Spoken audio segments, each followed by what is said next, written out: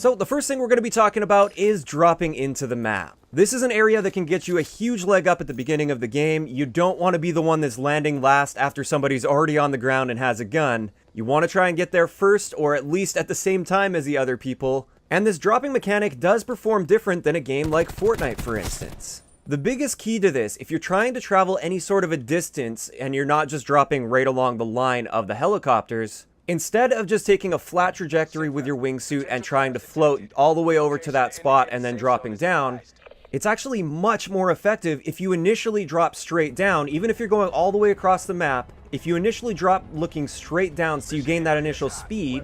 Vonderhaar states this speed as 60 meters per second, so you can keep an eye on your speed meter there if you want. Or basically it's the point where your arms fold in.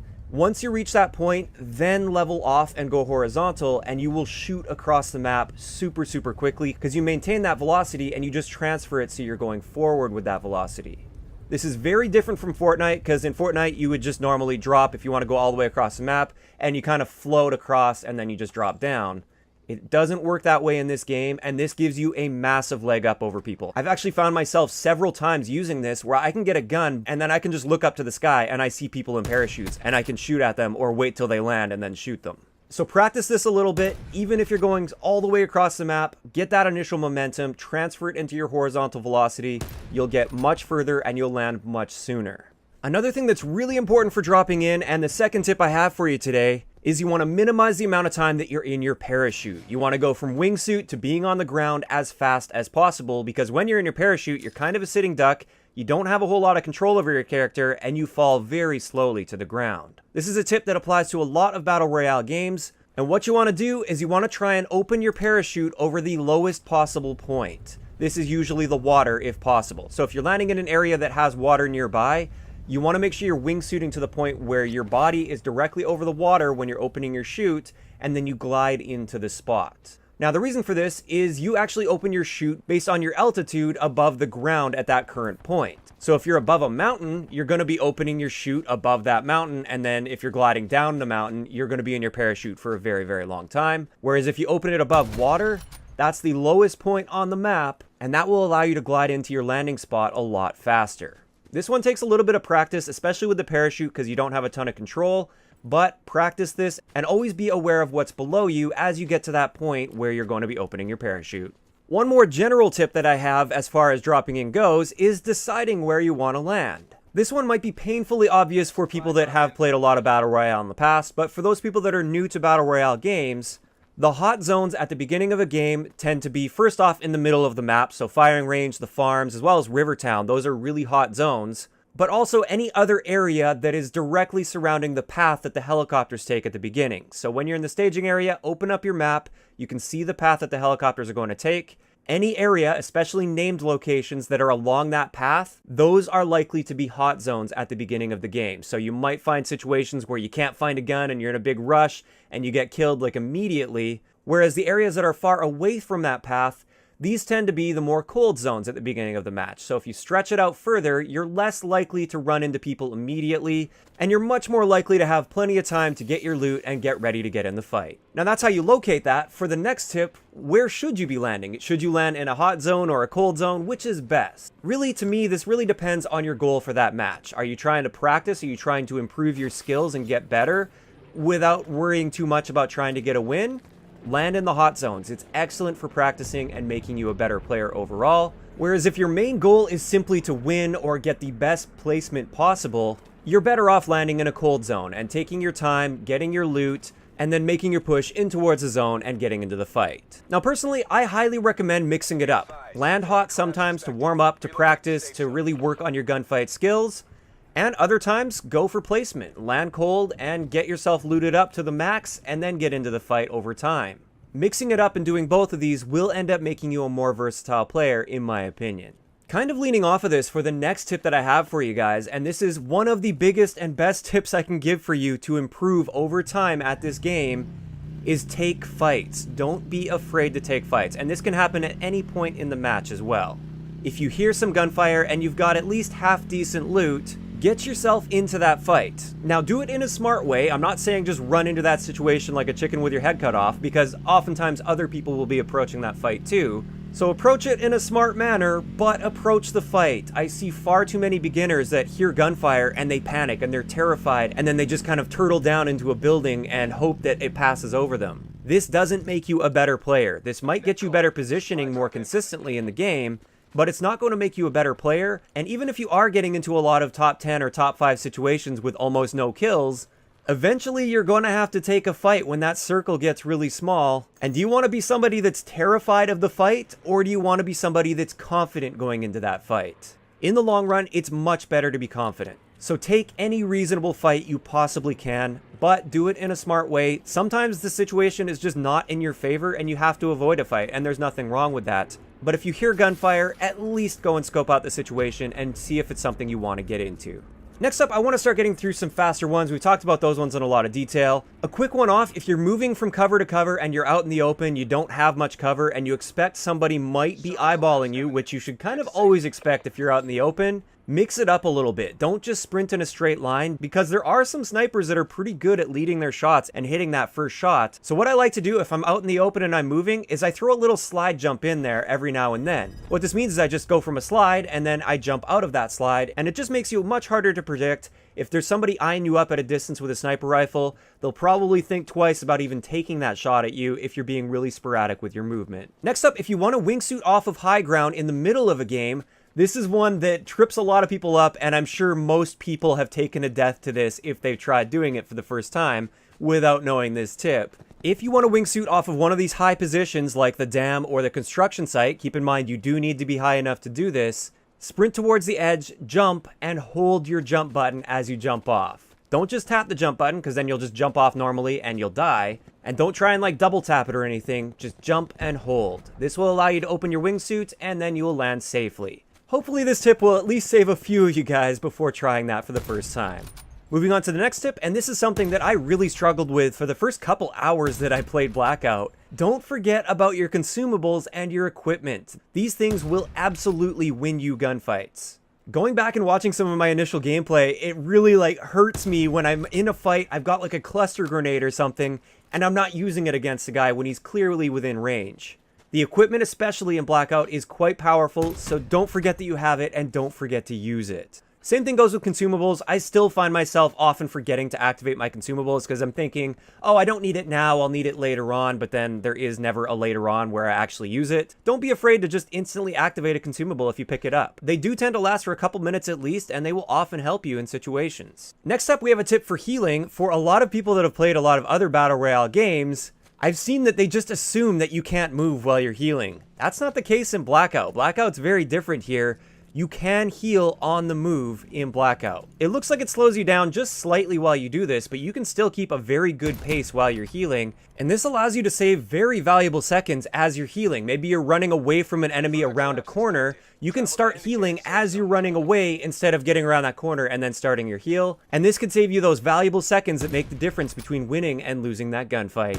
Next up, footstep sounds. Footstep sounds currently in Blackout. This could change in the future, but on the first day of the beta for Blackout, they are extremely loud. So if you're approaching a situation where you think there might be an enemy there, or you know there's an enemy there, and you want to try and sneak up on them, don't just sprint towards them if you can avoid it. Sometimes you just have to push because there might be other people looking at you. But in a lot of situations, what you can do to sneak up on them is simply crouch walk towards them. When you crouch and you're walking, your footsteps are nearly silent in this game. They're not going to hear you until you're right up behind them, if they hear you at all. Whereas if you start sprinting towards them, if they have a headset, they'll hear you from a mile away. They'll be able to just pre-aim you and pick you off. This brings us to the next tip that I have for you guys, and this might seem obvious to some people, but I'm still seeing people do this all the time. If you're looting a body bag, so after you kill somebody and you're looting them, don't just stand there and loot them. Now on PC, this might end up being different if they have like a tab loot system where you can strafe side to side while you're looting. But at least on console in the current build, you can't really move around a whole lot effectively while you're looting a guy's bag, so you're much better off just going prone and hoping that nobody sees you. I've actually picked off quite a few free kills that I probably wouldn't have even noticed if I didn't see them standing still over a body bag. So always be sure you go prone when you're looting a body bag, at least on the console build. The next tip I have for you guys has to do with the vehicles in this game, and this is something that you'll learn over time eventually. Vehicles are generally only good for moving from point A to point B if you find yourself too far away from the action or way outside of the circle or something, I would strongly recommend that you limit your time within the vehicles. Now, this is a little bit different for squads, and the cargo truck can be pretty good in squads for actually attacking objectives and stuff because it has great cover and a lot of health. But aside from that, you generally don't want to be on a vehicle for too long because they're very loud, you can hear them from really, really far away, and most of them don't really offer that much protection for you. Next up is a gunfight tip that I have for you guys that's very, very important and will hopefully allow you to win a lot more gunfights in this game. If it's reasonable, always aim for the head. Now, the reason behind this is armor is pretty common in this game. Like, beyond the first initial fights, I would say the majority of the players on the map will end up having some form of armor, most likely just level 1 or 2. But if you get into a gunfight with a guy that has armor, if you shoot him in the head, the armor doesn't matter. You can completely melt people. And I've had actually a few frustrating deaths where I was wondering, like, how did I just get melted so fast? I have level 2 armor, and I just dropped in like 3 shots. Headshots ignore armor completely, aside from level 3, but that's a different story, and that's one of my minor complaints with this game so far. So really think about that and actively aim towards the head in the situations where it makes sense. Obviously, if you're trying to pick somebody off at a really long distance, don't bother trying to hit them in the head. Just try and land as many body shots as possible. But if you're in a relatively close quarter situation, it is worth it to take that extra time and effort to aim towards the head. This brings us to our next tip, which is a very general tip, and it seems obvious to a lot of people, but again, it's something I wanted to point out for people that are maybe brand new to this style of game. Always try and get the high ground, especially when you get into situations where you're like top 10 situation, the circle's getting smaller. You generally want to fight for that high ground position because you will have the advantage in that high ground. Something that goes along with this is you also want to be really aware of the different pieces of cover. If there's a high ground position that has no trees or rocks that you can hide behind and everything else is really open, maybe you don't want to go to the high ground. It's probably not your best bet. I've also seen a lot of beginner players standing out in the open and they see an enemy and they just want to take the shot immediately. Instead of positioning themselves behind cover first and then taking the shot, they just start shooting at them like crazy, and then when the enemy returns fire, they don't know what to do and they have no cover to get to. So especially towards the end game, if you get a circle that's out in the open, which often seems to be the case, be very aware of the high ground positions as well as cover. Moving on to the next one, this one applies more so to the urban areas, so not so much if you're out in the forest or anything, but in the urban areas, get creative with your movement, and remember that in this game, you can mantle very, very high. So even if it looks like you can't mantle on something, you often can, and you can use this to your advantage to outplay your enemies. There's been a lot of times where I can find a way to mantle up on top of a rooftop that my enemy doesn't think I can get to, and I can completely take them off guard and take them out there. So get creative, be aware of your surroundings, and look for opportunities to do a cool thing like mantle up onto a rooftop or mantle up into a window that most people would think that you can't mantle into. It will often lead to a lot of great moments, and it'll leave your enemies scratching their head. Moving on to the next relatively general tip that will save your life in a lot of situations. Try to avoid tunnel vision. If you find yourself in a fight for a really long period of time and you're really focused on that one enemy and you really want to kill them, always be aware of the fact that if you guys have been firing your gun, there's a good chance other people are going to be coming for that gunfire and somebody might sneak up on you. So don't get that tunnel vision, and if a fight's taking too long and it just doesn't look like it's going anywhere, either push that guy to finish the fight quickly or just let that fight go. Back away and get out of there so you don't get shot in the back by somebody else. You can always fight him in a different situation later. So finally, I've got a bunch of small tips when it comes to looting, and these are very important tips that will hopefully help you loot a little bit faster. Keep in mind, I do expect some adjustment to be made to the looting system as time goes on because it is one of the bigger complaints in the community.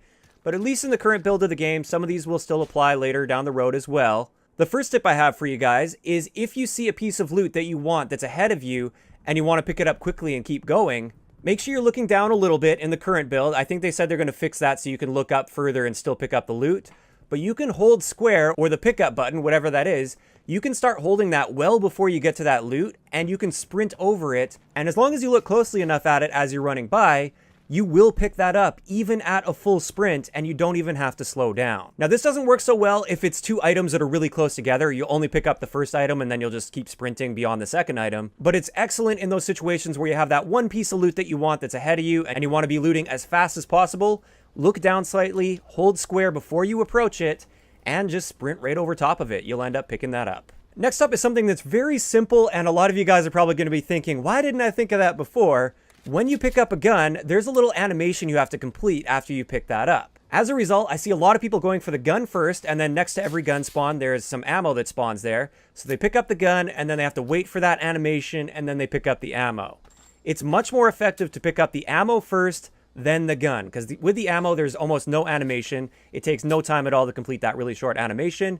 So you pick up the ammo, pick up the gun, and then as you move on to the next piece of loot you're going to find, that's when your animation takes place, and you're not stuck standing there looking at ammo, just waiting for you to be able to pick it up. Of course, the one exception to this is if you're in a situation where you're racing an enemy to a gun. Yes, you do want to go for the gun first, because if you pick up the ammo and he picks up the gun, guess who's going to win that fight? Next up with looting, don't be afraid to pick up any ammo type and all ammo that you find, as long as it's within a reasonable amount of time and everything. I wouldn't go out of your way to constantly find all types of ammo, but if you're looting a body bag, for instance, and you've got the time and you're not in a stressful situation, pick up all the ammo you can possibly carry. The way the ammo reserves work in this is you can carry a certain amount of each type of ammo, but if you completely load up on one type of ammo, it doesn't affect how much of the other types of ammo you can carry. So if you max out on 7.62, that doesn't affect the amount of 5.56 you can carry. So you might as well max out every type of ammo possible, even if you don't have a gun that's chambered in that round. You never really know what's going to happen later on in the match. Maybe you run into a lot of sniper ammo at the beginning of the game, but there's no sniper rifle, so you pass it up. What happens when later on you kill a guy that has a sniper rifle, but he has almost no ammo left? You're definitely going to be kicking yourself for not picking that ammo up earlier. Now, one final looting tip that I have for you guys, this has to do with dropping all of the attachments off your gun. First off, if you are going to be dropping your guns and it has attachments on it, and you want to swap to a different weapon, you probably want to take those attachments with you. The most effective way, assuming you have a bunch of attachments on there, is open your inventory, hover your cursor over the gun itself, and hold square. What this will do is it drops the gun, and it also detaches all of the attachments and drops them on the ground. That way, when you pick up your next gun, you're able to immediately just pick up which attachments you want, and they will equip straight onto your gun. This is generally much more effective than going through each individual attachment, taking them off and putting them in your inventory, then dropping the gun, then picking up the other gun, and then equipping those attachments manually in the inventory system. And with that, that's going to wrap it up for today's beginner tips that I have for you for the Blackout mode.